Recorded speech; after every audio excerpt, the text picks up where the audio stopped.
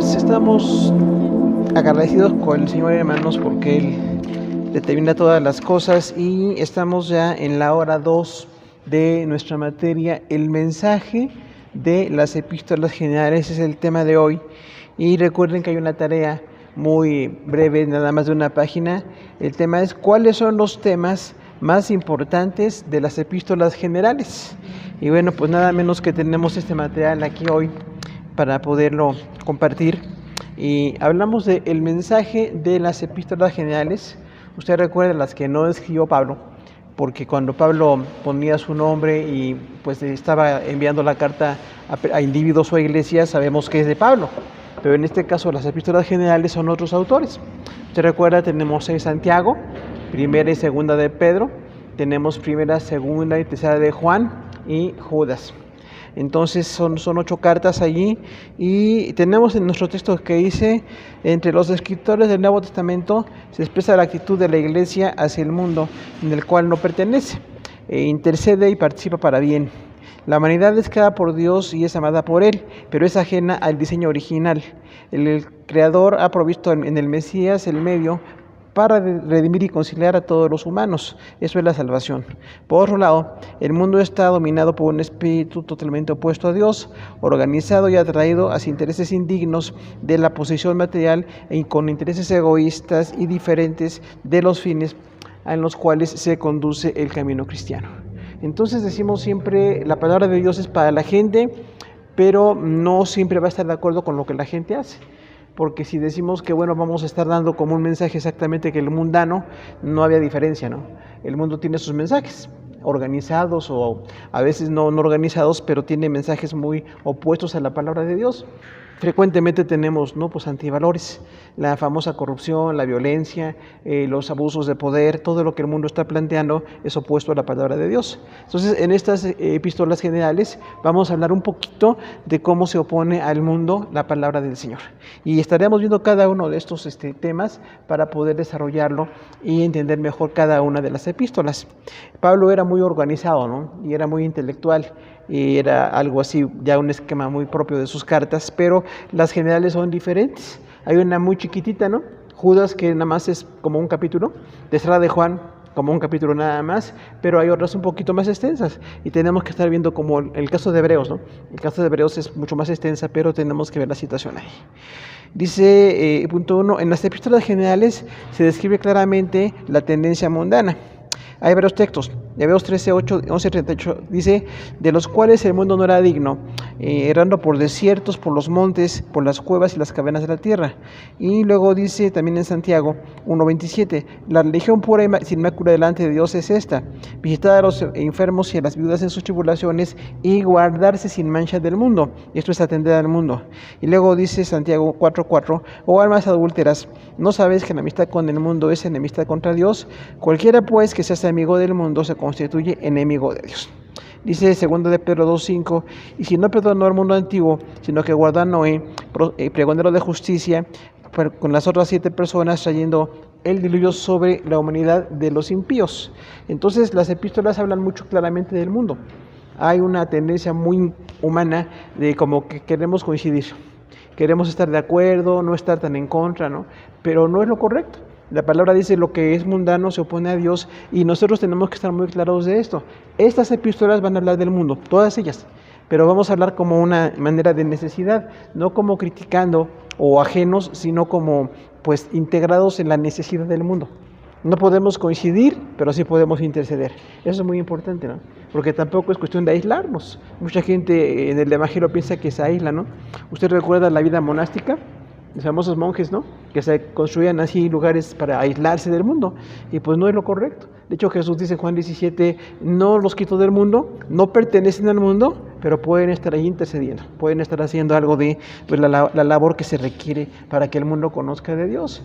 Entonces nosotros como cristianos vamos a estar viendo el mundo, viendo las situaciones que se dan, incluso para orar por las cosas del mundo, ¿no? Pero no podemos meternos en el sistema, porque muchas veces tenemos esa como presión. Hay una fuerte presión para que pensemos igual, para que hagamos lo mismo, para que tengamos antivalores, y tenemos entonces que ver claramente cómo Dios nos está en esas cartas invitando a entender al mundo, pero no pertenecer a él.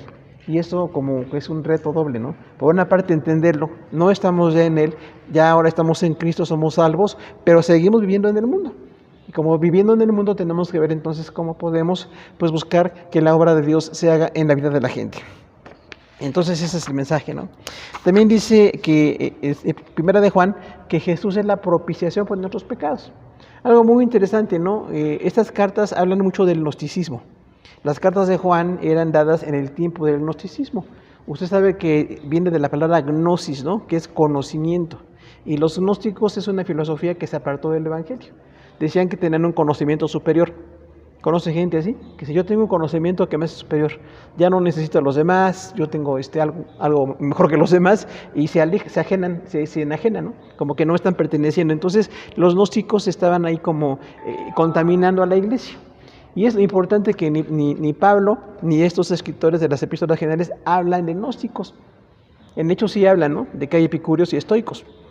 Lucas escribe de ellos, pero no se habla nada de los gnósticos. Pero todos sabían que los gnósticos estaban ahí metidos, tratando de meterse. De hecho, cuando Juan dice, todo espíritu que no confiesa que vino Jesús no es de Dios. O sea, está diciendo, los que no creen que Jesús se encarnó, pues no son de Dios. Porque los gnósticos decían eso, ¿no? Decían, no se encarnó, Dios no se puede encarnar, y como que tienen interpretaciones. Y decían ellos, bueno, no se encarnó, nada más aparentó que se encarnó, pero no es el Hijo de Dios. Y entonces tienen una serie de ideas ahí con las filosofías metidas, muy metidas en la iglesia, y decía ahí la palabra de Dios, no podemos dejar que la filosofía gobierne nuestra mente. Tenemos que conocerla a veces, analizarla, pero nunca dejar que nos controle. Nuestra idea es que nosotros tengamos siempre el mensaje de las cosas de Dios. También dice 1 de Juan 2:15, no améis al mundo ni las cosas que están en el mundo. Y usa la palabra ágape. El ágape es como el amor más intenso, más espiritual, más profundo. ¿Cómo voy a amar al mundo? Y hay gente que ama al mundo, ¿no?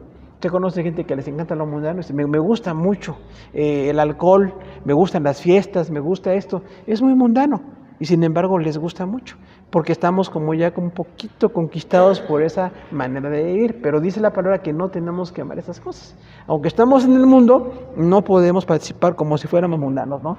También dice 1 de Juan 2:17, el mundo pasa sus deseos. El mundo es este sistema. Es el sistema, no el planeta en sí como físicamente, sino como la filosofía dominante en todas las naciones va a ser pues tremenda, ¿no? Pero va a pasar. ¿Te das cuenta que las filosofías pasan? La gente piensa que su filosofía es permanente, piensan que es la mejor, piensan que va a ser permanente, pero no es así. La idea del mundo tiene que ir pasando, ¿no? Y luego también otra cosa dice allí, 1 de Juan 3:13, el mundo nos aborrece. Fíjese que eso es importantísimo que lo notemos. Si nosotros hablamos de Cristo y de un cambio real, ya dejamos de ser populares, porque a la gente le gusta como que la aceptación y que les digamos algo que les interese, pero en cuanto decimos esto está mal, dejamos de ser populares. Ya no eres bienvenido, ¿no? Ya no eres inteligente, ya no nos agradas, y entonces hay como una pues menosprecio. Usa aquí la palabra aborrecer, es como menospreciar. La palabra no es odiar, originalmente es menospreciar. El mundo menosprecia a los cristianos, porque nosotros estamos en las cosas de Dios, ¿no? Y luego también dice, 1 de Juan 5:19, sabemos que somos de Dios y el mundo está bajo el maligno. La enseñanza de esta epístola es muy, muy, muy clara. ¿El mundo está bajo quién? Bajo el maligno. ¿Quién es el maligno? Pues Satanás. O sea, el mundo entero está bajo el gobierno de Satanás. Un ángel pervertido, ¿no? Corrompido, que cayó y todo esto, pero tiene un dominio.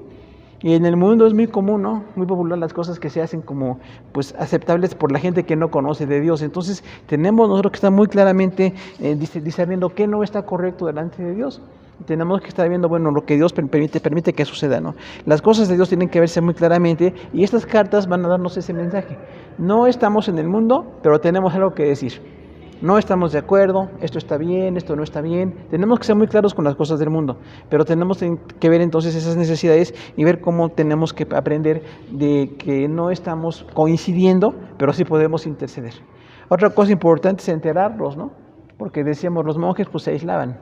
Y hay una tragedia, ¿no? Nunca fue buena la idea de aislarse, y definitivamente trajo muchas consecuencias. Entonces, como cristianos no vamos a aislarnos sin que nos agrade estar en el mundo, sin que nos comprometamos con el mundo, pero sí saber lo que está pasando. Usted tiene que saber qué pasa en los países, en las situaciones, interceder, conocer las situaciones, opinar también, porque tenemos una serie de cosas que se pueden dar y nosotros tenemos que conocerlas. Y en las cosas de Dios hace mucha falta que en verdad estemos nosotros viendo las cosas como Dios quiere que las veamos. Ahora, luego, la segunda parte que tenemos de estas epístolas es Cristo en las epístolas generales. Vamos a hablar de esto un poquito, ¿no? Porque usted recuerda que toda la Escritura hace referencia a Cristo. No hay ninguna parte de la palabra que no haga alusión. Aún libros, ¿no?, como Cantares, que se presenta a Salomón, no es el novio y la novia, pero de alguna manera refleja cómo debe ser el varón, cómo debe ser la mujer, y habla mucho de cómo es Jesús, porque el Nuevo Testamento dice que Él es como un esposo y la iglesia es como una esposa. La relación más intensa, ¿no?, el matrimonio, la más completa tiene que estar ahí como descrita, y dice, bueno, así como en el matrimonio hay unidad y hay complementariedad, Cristo está bendiciendo a su iglesia. Entonces siempre vemos desde Génesis hasta Apocalipsis, en todos los escritos tenemos a Jesús. La primera carta que tenemos aquí es Hebreos, y ahí tenemos hasta los versículos. Pusimos cada versículo donde se menciona a Cristo. Dice en Hebreos, Dios ha hablado por el Hijo es superior a los ángeles, el autor de la salvación, superior a Moisés, el gran sumo sacerdote, el mediador de un nuevo pacto y el sacrificio por el pecado. Yo creo que la carta a los Hebreos sí la escribió Pablo, porque tiene muchas referencias, ¿no? Aunque no empieza como todas las cartas, Pablo, siervo de Jesucristo, a la iglesia, tal, empieza, Dios ha hablado. Pero todo el mensaje es muy paulino, la salvación, Cristo, ¿no? Y al final de Hebreos, capítulo 13, refiere a Timoteo. Entonces, si el autor no se presenta, pero conoce a Timoteo, pues hay una referencia, ¿no? Y presenta también a otras personas que estaban parte del equipo de Pablo. Y yo creo que esta carta además sí se escribió, decíamos, a la iglesia que estaba en Alejandría. En ese momento Alejandría era importante, ya ahorita no. Pero en su momento Alejandro Magno fundó esa ciudad norte de Egipto y bueno, fue importante. Una biblioteca con 3,000 tomos, imagínense nada más, ¿no? Y había mucha gente intelectual allí, mucha filosofía, pero la iglesia empezaba como a simpatizar con la filosofía. Tanto que en el siglo II se apartó del evangelio. La iglesia de Antioquía, de Alejandría se apartó, porque ya eran más filósofos que cristianos, ¿no? Vemos la historia de los grandes teólogos y qué decían, pues no parecía muy cristiano. Como que decían que el mundo estaba bien, ¿no? Que estaban bien los filósofos, y estaba bien lo que se decía. Entonces se fue apartando del evangelio, pero cuando se escribe la carta la idea era que no se apartara. Por eso sí decimos, la filosofía puede ser muy atractiva, pero tenemos que analizarla y no coincidir en todas las cosas. Lo que esté bien, pues qué bueno, ¿no? O incluso tenga alguna coincidencia con la palabra de Dios, está bien. Pero todo lo que se opone, tenemos que estar muy bien claros de decir que no estamos de acuerdo con eso. Y la carta a los Hebreos habla mucho de eso, ¿no? ¿Quién es Jesús? Ahora, es importante porque dice que nos ha hablado con el Hijo. ¿Quién es el importante? El Hijo. No es tanto el Padre y el Espíritu Santo, que son divinos y tienen funciones, pero de quien más se habla es de Jesús, como el Redentor, ¿no? Entonces dice ahí, tenemos un gran sumo sacerdote. Ya no necesitamos ni a Moisés, ni a Aarón, ni a ninguno de la tribu levítica. Jesús es nuestro gran sumo sacerdote. Pues qué bendición, ¿no? Porque si no, tenemos que ir a Jerusalén. ¿Cuántos quieren ir a Jerusalén? Como está ahorita la guerra, que vayan a andar yendo usted allá de turista totalmente fuera de una cuestión de violencia que hay en ese lugar, ¿no? Entonces no queremos ir y ni necesitamos ir, pero tenemos al gran sumo sacerdote que es Jesús. Y luego que dice, es mejor que los ángeles. ¿Cuánta gente piensa que los ángeles son como intercesores, como intermediarios, ¿no? O sea, sabios, poderosos? Buscan a los ángeles, adoran incluso a los ángeles. Entonces tenemos que hablar claramente, no hay ninguna adoración para los ángeles. A quien adoramos es a Jesús, pero sí es muy importante que nosotros veamos todo el mensaje, y si Dios permite, en las próximas semanas estaremos viendo carta por carta, algunas cartas en varias semanas, como Hebreos, que tiene muchos capítulos, y otras cartas muy cortitas en una semana nada más, pero la idea es ver cada una de ellas. Santiago es muy importante porque es el hermano de Jesús. Hermano de Jesús, el segundo después de Jesús, porque tenemos que ir a Santiago, y tenemos un Simón, y tenemos a un Judas. Entonces tenemos estos 4 hermanos de Jesús, pero 2 de ellos escriben. Escribe en este caso Santiago, porque hay otro Santiago, ¿no? El hermano de Juan, ¿se acuerdan? Que dicen Santiago el mayor. ¿Por qué? Porque pues eran del mismo nombre. Entonces cuando ve usted Santiago, ¿de quién habla? Santiago, el hermano de Juan, murió. En Hechos 10 lo mató un Herodes. Hechos 10 dice que Herodes, uno de los descendientes de aquel tetrarca que pues quiso matar a Jesús siendo bebé, pues mandó matar a Santiago, el mayor. Entonces dice ahí que bueno, murió Santiago, pero luego viene otro Santiago. es el hermano de Jesús, es este que escribe la carta un poquito extensa y habla con autoridad y ya reconoce quién es el Señor, ¿no? Dice que Dios no hace acepción de personas, que el Señor es Jesucristo, y es una cosa muy bonita, ¿no? Porque dice, soy Santiago, siervo de Dios. Ya se reconoce, aunque era hermano biológico de Jesús, dice, siervo de Dios, y de quién es Cristo, ¿no? Entonces es importantísimo reconocer quién es Cristo para este hombre, ¿no? No fue fácil, yo creo. Imagínense ser hermano de Jesús, ¿no? Pues qué gran honor y qué gran problema, porque al principio no creían en él, ¿no? Pero dice ahí que, bueno, en Santiago habla de esa carta, habla de la humillación de Jesús, habla de que es misericordioso y compasivo, tiene una serie de referencias de quién es Jesús. Entonces es muy importante que veamos esto, ¿no? Dice, comparte el señorío con Dios, la fe debe ser sin acepción de personas, el Espíritu que ha hecho morar en nosotros nos anhela celosamente, humillarse delante de Él, si el Señor quiere, haremos esto o aquello, paciencia hasta su venida, los profetas hablaron en el nombre del Señor, es muy misericordioso y compasivo, unjan a los enfermos en su nombre y Él levanta a los enfermos. Es todo lo que dice de Jesús, por eso decimos, ¿no? Cristo en cada carta. Hay otros temas, la iglesia, la comunión, la salvación, hay muchos temas, pero el tema de Cristo en las cartas es uno que queremos compartir el día de hoy, ¿no? Luego tenemos a Pedro. Recuerda que Pedro avanzó como discípulo. Fue un poquito lento, ¿no? Porque al principio no entendía muchas cosas. Se acuerda que era soberbio, que era muy protagonista, que era así como muy de lucirse, y después ya en la iglesia en Jerusalén era muy pues centrado en Jerusalén, en los judíos nada más, ¿no? Era predicador, pero fue avanzando. Y la primera y la segunda carta las escribe en la cárcel. Ya Pedro está en Roma y ya cambió y ya habla de la iglesia de manera universal. Dice a la iglesia que está en la dispersión, o sea, a toda la iglesia. También nosotros como Pedro tenemos que avanzar. No me puedo quedar exactamente como estaba. A lo mejor creía o servía, pero es mejor que pueda crecer un poco más, ¿no? Dice, el Espíritu de Cristo indicó el tiempo y la persona, rescatados por su preciosa sangre, mediante Jesús creemos en Dios, purificó nuestras almas, es la piedra viva, principal, escogida y preciosa. Somos calumniados por seguirlo, padece una vez por los pecados. La generación de Noé anunció la salvación, por su resurrección están sujetos ángeles, autoridades y potestades, padeció por nosotros, somos vituperados por su nombre, pero fue testigo de sus padecimientos, dará la corona incorruptible de gloria, Dios le dará a cada uno la gloria eterna en Jesucristo, para que todos los que estemos en Cristo tengamos esa salvación. Todo esto dice en la primera carta sobre Jesús. Es muy importante que veamos todo esto, ¿no? Usted sabe que Jesús nació el día exacto que tenía que nacer, porque Daniel decía, ¿no? La profecía que eran de las 70 semanas, ¿se acuerdan? Esas son 70 semanas de años, o sea, 490 años. Desde que se da la profecía con Daniel hasta el Mesías príncipe son 490 años. Pero en la semana 69, en el año 493, hay un intervalo. Dice como un intermedio, ¿no? Hay un paréntesis porque dice, cuando viene el Mesías, viene un tiempo en que la iglesia viene a funcionar, el tiempo que estamos ahorita, ¿no? La gracia. Y la semana 70 es la gran tribulación. O sea, faltan esos 7 años, ¿no? Por eso son seguro que se cumplen. La gran tribulación se va a cumplir para los judíos. La iglesia no va a estar aquí, pensamos que no, pero sí vemos a los judíos como para interceder por ellos, ¿no? Porque son tiempos muy difíciles, hermano. La cuestión se va a poner muy difícil y si llega el anticristo y llega la guerra, Armagedón y todo esto, bueno, pues va a suceder. Por eso dice aquí claramente que, bueno, en el tiempo exacto vino Jesús a nacer. Por eso decimos, ¿cuántas profecías cumplió Jesús? Nadie podrá cumplirlas. Ningún ser humano puede cumplir todas las profecías que estaban ya dadas del Antiguo Testamento en Jesús. Se cumple porque Él es Dios. De que nacería una virgen que sería vituperado. Que hay una cantidad de profecías. Y una de ellas era exactamente cuándo iba a nacer. Y es el Mesías príncipe. Para Daniel es el Mesías príncipe. Y se va a venir el Mesías príncipe y Él va a cambiar todas las cosas. Él es el Señor. Entonces Jesús no es improvisado, no hay manera de negar quién es, y aunque ya son 2000 años, la iglesia sigue predicando lo mismo, ¿no?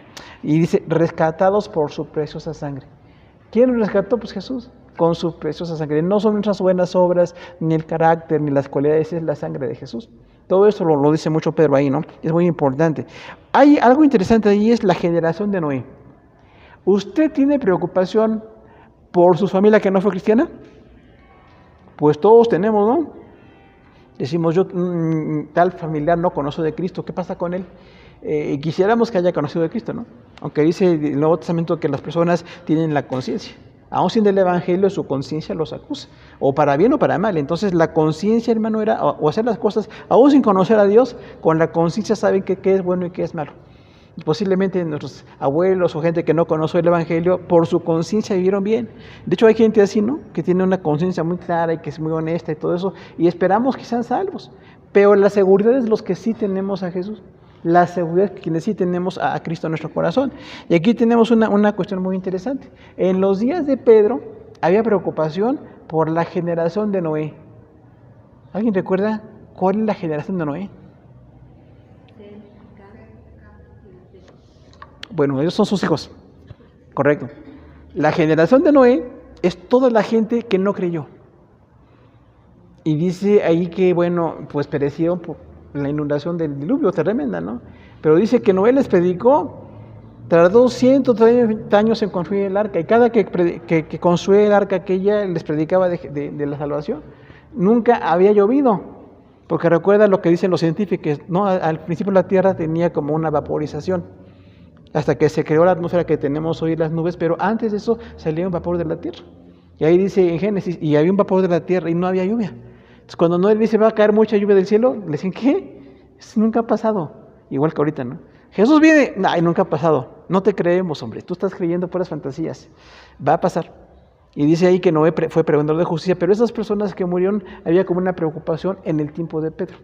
Por eso dice ahí esta carta primera de Pedro, bueno, en el Espíritu Jesús les predicó a la generación de Noé. ¿Eso pasó? ¿Quiénes creen que sí pasó? Levanten su mano. Sí, levántenla bien para verlos. Levántenla. Déjenla ahí. ¿Quiénes creen que Jesús les predicó a la generación de Noé?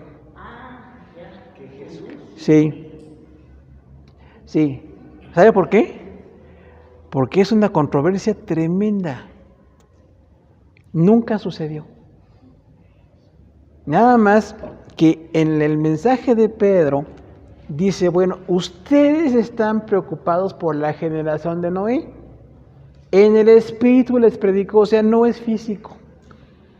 Lo que pasa es que Dios usó a Noé, pregonero de justicia, y ese Noé sí predicó el Evangelio, para que ellos creyeran, pero nunca fue Jesús. Porque incluso en el credo apostólico dice, ¿no? Descendió y fue a los infiernos. ¿Usted sabía? Los que somos del catolicismo, ¿no? No lo sabíamos, el credo. Falso. Pero ¿por qué dice eso? Era muy simbólico el mensaje. Es como si dijéramos ahorita nosotros, bueno, la gente, familiares nuestros que no conocieron del Señor, pues son salvos por su conciencia, ¿no? Por ejemplo. Decimos la conciencia, pues determina qué es bueno, qué es malo, y tienen que ser conscientes. Y a la gente de ahorita nos entenderán muy bien, bueno, sí, no oyeron del Evangelio, pero pues creyeron de alguna manera, ¿no? Y en el tiempo de Pedro era eso. La generación de Noé, ¿qué pasó? Se perdieron. Pero dice, bueno, no es que ni le descendió al infierno, ni tampoco le arrebató la llave al diablo, ¿eh? Porque algunos dicen, el diablo tenía las llaves. Nunca dice eso tampoco. Nada más dice que, bueno, el diablo tiene un poder y un dominio, pero no es que tenga unas llaves. Y todo eso es como una serie de situaciones, y gracias, hermanos, que la gente tenemos como una conclusión muy errónea. No, Jesús nunca va a predicar. Porque entonces realmente Jesús tendría que decir que Él le predicó a la generación de Noé. No le predicó. Nada más dice que, bueno, pues como usó a Noé, Noé les predicó el Evangelio. Y eso es como algo espiritual. Espero no decepcionar a nadie, que nadie pierda el sueño, que no se acuerden de mí en la noche y no duerman, pero nunca sucedió. Es una cuestión muy simbólica. Recuerde que a veces los escritores usan un mensaje muy simbólico. Y es simbólico eso de que Jesús fue al infierno. No, nunca fue. Y nada de aquello que decíamos, ¿no? Pero luego lo discutimos. Seguramente vamos a discutir esto. Segunda de Pedro. Dice que los creyentes alcanzan justicia en Dios por el Salvador Jesucristo. Gracia y paz multiplicadas en el conocimiento de nuestro Señor Jesús. Todas las cosas que pertenecen a la vida de la piedad nos han sido dadas por su divino poder. Nos será otorgada amplia y generosa entrada en el reino de nuestro Señor Jesucristo. Los apóstoles dieron a conocer el poder y la venida del Señor Jesucristo. Le fue enviada desde la magnífica gloria una voz que decía, este es mi Hijo amado, en el cual tengo complacencia. Y sabe el Señor librar de tentación a los piadosos, quienes recibieron la salvación por el conocimiento del Señor y Salvador Jesucristo. El mandamiento del Señor y Salvador fue dado a los apóstoles. Para el Señor un día es como 1000 años y 1000 años como un día. El Señor no retarda su promesa. El día del Señor vendrá como ladrón en la noche. La paciencia de nuestro Señor es para salvación. Conocer la gracia y el conocimiento de nuestro Señor y Salvador Jesucristo. Todo esto cristología en 2 de Pedro. O sea, ¿qué dice de Jesús en su segunda carta a Pedro, no? Dice que recibimos la gracia, ¿por quién? Por Jesucristo. O sea, nadie más, hermano. Es importantísimo, ¿no? Hay mucha gente que queremos, gente que nos ha amado, a la que amamos y de veras es valiosa, pero no nos da la gracia. Nos amamos y nos ayudamos o estimulamos en las cosas de Dios, pero no nos da la gracia a la persona, ¿no? ¿Por qué quienes piensan que las personas como que le dan una gracia, ¿no? Dicen, es que usted está muy cerca de Dios. Usted está más cerca de Dios que yo. No, estamos igual. Nada más que la idea es que algunos estamos dedicados al ministerio por la gracia de Dios, como usted se dedica a otras cosas, ¿no? Pero estamos igual de cerca de Dios, hermano. Y usted no necesita que nadie se acerque. Claro que orar por otros es muy bonito, ¿no? Es una bendición muy grande, pero no necesitamos que alguien venga a orar por nosotros. Porque a veces la gente como que ya no ora. Dice, ay, oren por mí, y nunca ora. ¿Cómo es posible, no? Ore por esta necesidad y jamás ora. Oiga, ¿eso está correcto, hermano? Pues no, o sea, como que le pasa la carga a otros, ¿no? Ya usted ora por mí, sí, claro, pero usted también tiene que orar. Si usted no ora, si usted no busca a Dios, entonces no va a estar en las cosas de Dios, ¿no? Dice, todas las cosas que pertenecen a la vida de la piedad son reveladas por Jesús. ¿Qué es esto? Pues todo el paquete que necesitamos para estar en las cosas de Dios. Las cosas que pertenecen a la vida y a la piedad, o sea, todo lo que usted necesita ya le fue otorgado por Dios. Claro que lo que tenemos que hacer es orar y buscar y ser cambiados nosotros, ¿no? Pero ya está dado. Porque hay gente que luego piensa que le faltan cosas. No sé si hay muchos hermanos por aquí que luego andan pensando que les faltan cosas. Hace algunos años tuvimos una fuerte controversia con el grupo G12, que usted sabe, ¿no? Son de Colombia, una iglesia muy grande allá, pero tienen la idea como que la gente tiene que ir adquiriendo gracia y ganando gente para Cristo. Mucho fondo económico detrás, ¿no? Y números y cosas así que no estamos de acuerdo con absolutamente nada. Y hacían aquí los llamados encuentros. ¿Sabe que aquí tuvimos un desencuentro por los encuentros? Porque, hermano, obligaban a la gente a ir. De hecho, cuando mi esposa y yo dijimos, no vamos, algunos se ofendieron y hasta se fueron de la iglesia. Lamentamos que se hayan ido todos, pero nunca vamos a ceder en nada que no sea doctrinal. Si es doctrinal, está bien. Si no es doctrinal, no es doctrinal, sencillamente. Porque ahí decían en G12 que en el retiro que ellos hacían, aquí Dios te cambia. En 48 horas cambiado. ¿Se podrá? Si no he cambiado en 40 años del evangelio, en 2 días vas, y eso, son muy comerciales, ¿eh? Te venden la camiseta y te lloras y bailas con la esposa. Ya no baile. Los cristianos no bailamos para nada. Si no, es muy mundana la idea, ¿no? Fuimos a apoyar a algunos hermanos allá, mi esposa y yo, para apoyar, pero vimos una gran diferencia con las doctrinas. Entonces tengan mucho cuidado porque no nos falta nada. Si nos faltara un encuentro, aquí diría, les va a faltar algo. ¿Dice que nos falta algo? Dice, todas las cosas ya les fueron dadas. Los que no sabemos somos nosotros. Vamos creciendo en la fe, nos vamos consagrando, entendiendo mejor las cosas de Dios, creciendo espiritualmente, madurando. Eso es importante, pero no tenemos que ir a un lugar de estos. Y de veras que, créanme, estamos muy pues molestos con ese tipo de doctrinas, ¿no? Lamentablemente hay gente que piensa que están bien, porque son iglesias grandísimas, ¿no? Allá en Bogotá, entonces, no estamos de acuerdo con nada. Porque necesitamos nada de nadie, tenemos las cosas de Dios. No es soberbia, es lo que dice aquí. Nada más que cada quien tenemos que buscar a Dios, ¿no? Tenemos que estar buscando las cosas de Dios. Luego dice aquí, ¿sabe Dios librar de tentación a los piadosos? ¿Será que los cristianos enfrentamos tentaciones, hermanos, o no? Claro, que sí, estamos en muchas tentaciones. Mira, hay mucha gente que piensa que un cristiano ya no tiene tentaciones. Si tú ya estás tan santo, sí, estamos buscando la santidad, pero las tentaciones llegan. Nuestra carne, concupiscencia, libertinaje que tenemos, cosas que no están bien y tenemos que ir creciendo. Pero dice ahí, Dios sabe librar de tentación. Entonces, cuando estemos en tentación, hermano, hay que buscarla, Señor. Ayúdame, libérame de esto, Señor. Yo quiero crecer, quiero estar en las cosas tuyas, quiero ser honesto o sincero, ¿no? Por lo menos quiero crecer. Pero dice ahí que tenemos que estar luchando con la tentación, porque hay cristianos que no se dan cuenta y ya están en la tentación. Vuelven a caer en lo mismo, ¿no? Casi siempre, pues nuestros antecedentes, las cosas que teníamos antes de Cristo, bueno, siguen estando ahí y a veces la persona vuelve a caer. Y decimos, bueno, es lamentable que sigamos con esa carnalidad hasta que crecemos espiritualmente. Me niego a estas cosas, sigue habiendo tentaciones, pero yo busco las cosas de Dios. Tengo que estar en las cosas de Dios para que las cosas funcionen bien, ¿no? Luego dice también, la paciencia de Jesús es para salvación.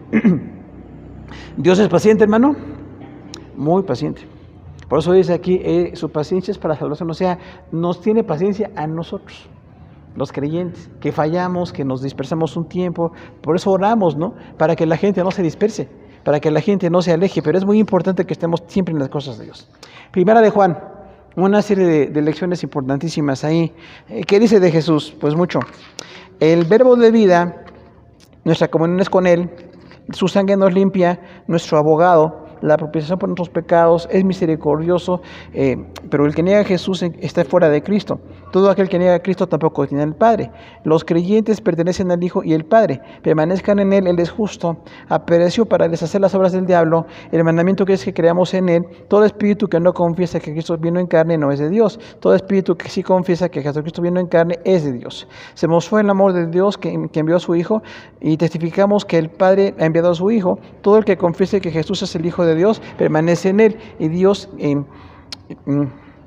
a los que creen en Cristo es nacido de nuevo, y la gente que nace de nuevo vence al mundo, y los que creen que Jesús es el Hijo de Dios. Todo esto acerca de Jesús. Ahora dice también que Jesús vino mediante agua y sangre, todo esto, que dio testimonio en el cielo, el Padre y el Verbo y el Espíritu, los tres son uno. Ese es el testimonio de Dios, que Dios testificó acerca de su Hijo. El que cree en el Hijo de Dios tiene el testimonio en sí mismo, y este testimonio de Dios ha dado vida eterna, y la vida está en su Hijo. El que tiene al Hijo tiene la vida. Juan escribió a los que creen en el nombre del Hijo de Dios para que tengan vida eterna. El Hijo de Dios ha venido y nos ha dado entendimiento. Primera de Juan, contra el gnosticismo. Nadie tiene un conocimiento superior. Nadie. Todos tenemos un conocimiento y nos consagramos y buscamos de Dios y estudiamos. ¿Qué tan importante será estudiar, hermano? Imagínense nada más, ¿no? Hay quienes dicen que ya no hay que estudiar. ¡Ay, no! Súper estudiar es una área. La oración, la consagración, el cambio, lo que cada quien necesita hacer para crecer. Pero todo esto viene de las cosas de Dios, ¿no? Y por eso decimos aquí que no estamos de acuerdo con esas filosofías de que creces porque ya tienes una experiencia muy espiritual, ¿no? Muy mística. Cuidado con esas cosas. Porque mucha gente piensa que puede ir a un lugar o algo muy místico ya creció espiritualmente. No es así. Tenemos que buscar cada día. Es una batalla. Estar en las cosas de Dios, consagrarnos, tener disciplinas en las cosas de Dios, ¿no? Es importante que crezcamos en todo esto. Pero dice aquí que Él es el verbo de vida. La palabra logos es importante, o sea, es el que habló de Dios. Cuando dice Hebreos, Dios nos ha hablado en el Hijo. Lo veremos cuando veamos Hebreos. No dice en el Hijo, dice en Hijo. Imagínense qué bonito, ¿no? O sea, Dios nos habló en Hijo, o sea, ya nos habló. No está mal la traducción en el Hijo, no está mal, pero es mejor ver cómo dice, nos habló en Hijo, o sea, ya nos habló todo lo que nos tenía que hablar. Porque hay gente que está buscando revelaciones, ¿no? Decimos, hay una experiencia mística, algo nuevo. No. Ya está en la palabra. Ya tenemos lo que necesitamos conocer, pero necesitamos entonces crecer en esa área. Donde sí hay revelación, donde sí están las cosas de Dios, yo tengo que crecer. Y cada día leer la palabra y entender y discernir las cosas de Dios, ¿no? Que Dios nos dé la misericordia de conocer su palabra cada día más. Pero una cosa importante aquí decía que su sangre nos limpia del pecado. No hay otro medio. Nos limpió de pecados con su sangre, aunque cada día batallamos y hay tentaciones y todo esto, pero tenemos que buscar las cosas de Dios. Cuando dice que es nuestro abogado, es la palabra que el Espíritu Santo, para paracleto, la palabra abogado, alguien que está para aconsejar, para ayudar, para representar, ¿no? Y luego dice una cosa muy importante: el que niega a Jesús no es de Dios. Porque decimos, los gnósticos decían eso, no es Jesús, Él es especial, pero todos nosotros podemos ser iguales. Todos podemos ser como dioses, ¿no? Decían ahí. Entonces, qué tremendo. No es así. Sin embargo, dice ahí, bueno, Él es el superior y el que no cree en el Hijo no tiene al Padre. Y una cosa muy interesante, usa la frase, prueben los espíritus, si los espíritus son de Dios o no. Y escuché a varios hermanos pensar que los endemoniados hay que preguntarles eso. Créame, yo lo vi. Le decían a un endemoniado, dime si Jesús vino en carne. Y él decía, Jesucristo pan y vino. Pues estaba endemoniado. Y decimos, ¿cómo le...? Pues con oración nada más. Ya hemos platicado de esto, no hay que orar y no se pone tan violento como las películas ponen, pero sí hay que estar firmes en las cosas de Dios. Sin embargo, imagínense, lo ven como una frase liberadora. Sí, porque todo espíritu que no confiesa que Jesús vino en carne no es de Dios. Y no es cierto. No quiere decir que le preguntemos a la persona endemoniada si Jesús vino en carne. Lo que pasa es que los gnósticos no creían que Jesús vino en carne, por eso dice allí, no todo espíritu, y no se refiere a demonios. La palabra espíritu es neuma, que puede ser intención, pueden ser sentimientos y muchas otras circunstancias, ¿no? Dice ahí, los que no creen que Jesús vino, pues no son de Dios. ¿Quiénes? Los gnósticos. Nada más que nunca se refieren a ellos, ¿no? Pero decía entonces muy claramente, igual para nosotros, creemos que si alguien está rechazando a Jesús, no queremos ni saber quién es. Hay que orar por ellos, ¿no? Ahora, los que conocen a Jesús, aunque no sean de nuestro grupo de iglesias o igual como pentecostales o una cosa así, bueno, no creemos igual, pero más o menos, ¿no? Hay cosas en las que podemos coincidir, muchas de ellas, pero la gente que niega a Jesús, ahí sí ya no estamos de acuerdo con eso. Porque muchas personas dicen, pues todos aman a Dios, todos los caminos llevan a Dios. ¿Será cierto, hermano? No, claro que no. Tú a tu camino, yo en el mío, no se puede. La cuestión es que tengamos nosotros la certeza de quién es Jesús. Fíjese, dice, quien tiene al Hijo, tiene al Padre. O sea, las dos personas divinas, ¿con quién? Con el Hijo. Entonces nosotros cuando nos acercamos a Dios tenemos la grande bendición de que creemos en Jesús. Si yo estoy en Jesús, ya me acerqué al Padre. Nadie más. No hay otro camino, no hay otro medio y no puedo buscar otras circunstancias, ¿no? Y luego cuando dice ahí que el Espíritu que confiesa que Jesús vino en carne, decimos, no es para endemoniados, se refiere a las doctrinas que si la gente creía en Jesús, en ese momento podían decir que estaban bien. Estamos hablando del año 90, cuando escribió Juan sus cartas, 90, 95, no, ya estaba escrito todo, menos el Apocalipsis, ¿no? Entonces había pocas cartas y se leían y apenas iba a conocer todo lo que decían las demás cartas. Por eso decía, hay cuidado con las personas que se reúnen supuestamente como cristianos, pero tienen otras prácticas. Tengan cuidados con ellos. Por eso siempre decimos, no todas las personas que dicen que son cristianas no son. Hay que ver qué está pasando, ¿no? Detrás del corazón de la gente. En esto se muestra el amor de Dios, en que nos envió a su Hijo Jesucristo para darnos la salvación. Ahora, ¿qué es esto de que Jesús vino en agua y sangre? O sea que nació física y espiritualmente. Porque algunas personas pensaban que Jesús no nació de sangre. Dicen, no, nada más se apareció. Bueno, ¿cómo se apareció si dice que María fue embarazada y dio a luz a Jesús, no? Entonces no es cierto que nada más se apareció Jesús. Entonces, por eso vino en agua y sangre. Eso es agua y sangre. Agua es nacer de la placenta. Y físicamente sangre. No vino, nació, fue como nosotros. ¿Usted nació de agua y sangre, hermano? Pues sí. Todos nacimos, ni cuenta nos dimos, ¿no? Algunos ni cuenta se han dado, pero bueno, entonces, pero ya nacieron. Bueno, no volteé a ver a nadie, por favor, hermano. Es un volteadero ahí. Entonces, nacimos de mamá, nacimos físicamente, estamos ahí. Bueno, somos humanos. Jesús es totalmente humano. Aunque es divino, 100% divino, también es 100% humano. Y hay una cosa que es muy interesante, dice, y estos tres dan testimonio. ¿Quién es? El Padre, el Hijo y el Espíritu Santo. Aunque algunos textos niegan esta parte, ¿eh? No aparece para ellos este texto, pero bueno, luego platicamos eso. Pero dice ahí, son tres los que dan testimonio. Así como nosotros venimos de agua y sangre, también el Padre, el Hijo y el Espíritu vinieron y dan testimonio, ¿no? Y luego dice, los que creen en el nombre del Hijo de Dios tienen ¿qué? Vida eterna. O sea, no es que voy a aspirar, ya la tengo. Tengo que permanecer, crecer, cambiar, servir, muchas cosas que hacer, pero ya tengo la vida eterna. ¿No le alienta eso, hermano? No se la tiene que ganar. Porque hay gente que dice, me la tengo que ganar. Me lo estoy ganando, hermano.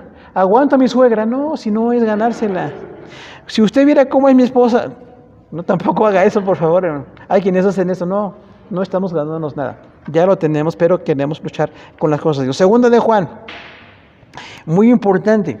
Aparece la señora elegida. ¿Quién es la señora elegida?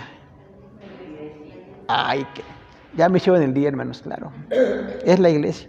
Porque hay quienes piensan que era una mujer a la que Juan le escribe. Recuerde, como las cartas del Imperio Romano las destruía, a veces no se ponían los nombres de las personas. Pasa con Pablo, en este caso con Juan. Y luego dice, tú eres la señora elegida, la iglesia. O sea que en la iglesia nos tenemos que tratar con elegancia. Porque dice, eres como la señora elegida. O sea, no es cualquier mujer. No eres una mujer. Ya ser mujer está bien. O ser hombre, en su caso, ¿no? Pero dice, eres una señora elegida. Eres especial. Eres muy valiosa. Eres alguien a quien se le puede amar intensamente. Eso es lo que dice segunda de Juan. Y aquí en la iglesia menos hay que tratarnos igual. Usted trata con la señora elegida, ¿eh? Aunque tenemos errores todos y estamos fallando en muchas cosas, tenemos un trato con la señora elegida. Tercera de Juan, los buenos y los malos obreros. ¿Será que todos son buenos, hermano? Tenemos algunos malos. Dice ahí que hay dos buenos. Gallo, no con doble L, con Y. Porque Gallo era como el diminutivo de un nombre romano. Gallo o Cayo, es igual. Pero dice que Gallo y también Demetrio eran buenos siervos de Dios. Juan era un viejito que se piensa que, bueno, llegó casi a los 100 años de vida. Si Dios permite, vemos las cartas, veremos algunos detalles teológicos e históricos sobre Juan. Pero muchos le amaban porque había estado con Jesús. Pero hay un Diótrefes que no le amaba y que incluso no lo recibía. ¿Será que está bien? ¿Alguien piensa que no puede recibir a los demás? Digo, yo, aquí nada más yo predico, nadie puede venir. Es mi ministerio. Quien dice es mi ministerio ya está fallando, porque no es su ministerio, es de la iglesia y es de todos. Y nadie puede decir que los demás no pueden participar. Pues en este caso Diótrefes sí le dijo a Juan que ni siquiera se presentara, porque no lo iba a dejar participar en ninguna cosa. ¿Qué pasa con eso? Soberbia, divisionismo y falta de reconocimiento. Alguien que está sirviendo a Dios, no que digamos que hagamos lo que queramos, pero si sirve a Dios, qué bueno, ¿no? Cada quien quiere servir a Dios. Luego hablaremos de eso. Judas, el hermano menor de Jesús, dice varias cosas.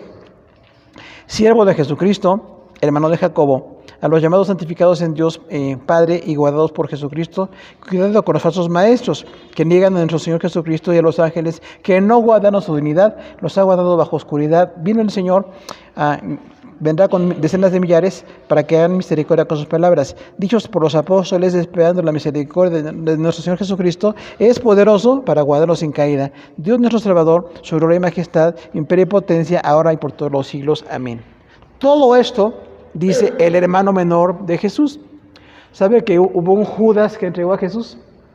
Pero Jesús tuvo un hermano llamado Judas, que de hecho Judas significa alabanza, ¿no? Entonces, nada más aquel fue el que pues apartó de las cosas de Dios. Pero este Judas, hermano de Jesús, dice varias cosas importantes. ¿Qué tal que dice siervo de Jesucristo? Siendo su hermano, está bien, ¿no? O sea, fue su hermano, un tiempo, ¿se acuerda que se apartaron? No creyeron ni María ni nadie de la familia de Jesús. Hasta el final creen en Jesús, pero bueno, ya en la iglesia, ya en Hechos, pero dice aquí, yo soy siervo de Jesucristo. Una carta de un capitulito nada más, ¿no? Muy cortita, pero dice varias cosas importantes.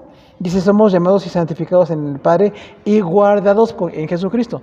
¿Sabe que Jesús le guarda, hermano? Usted tiene que orar para que Dios le guarde, pero Dios le guarda ya en sí, porque Dios es bueno. Dios es como un Padre amoroso que guarda y que cuida. Entonces dice aquí, guardados en Jesucristo. Y es una palabra permanente, ¿no? O sea, Dios nos guarda siempre, gracias a Dios por eso. Cuidado con los falsos maestros, ¿qué tal? ¿Habrá falsos maestros, hermano? Ay, lamentablemente, ¿no? Y seguirán bien. Lamentablemente hay gente que los apoya y que están bien y que bueno, no. Cuidado con eso. Pero dice aquí claramente cómo son esos falsos maestros, ¿no? Tenemos que descubrirlos y bueno, llegar a estar en contra de lo que lleguen a decir. Luego habla de Jesús. Él viene con decenas de millares. ¿De qué? De ángeles y los salvos. ¿Se acuerda que nos vamos con el Señor al reino celestial? 7 años de tribulación y luego regresamos para gobernar. Entonces sí, para gobernar. Ahorita no. Ahorita nada más predicamos el Evangelio, ¿no? Pero dice ahí que vendrá con millares de ángeles y personas también. Dice para que los apóstoles, fueron las palabras dadas a los apóstoles por la misericordia de nuestro Señor Jesucristo. O sea, siempre tenemos que estar viendo qué dijeron los apóstoles.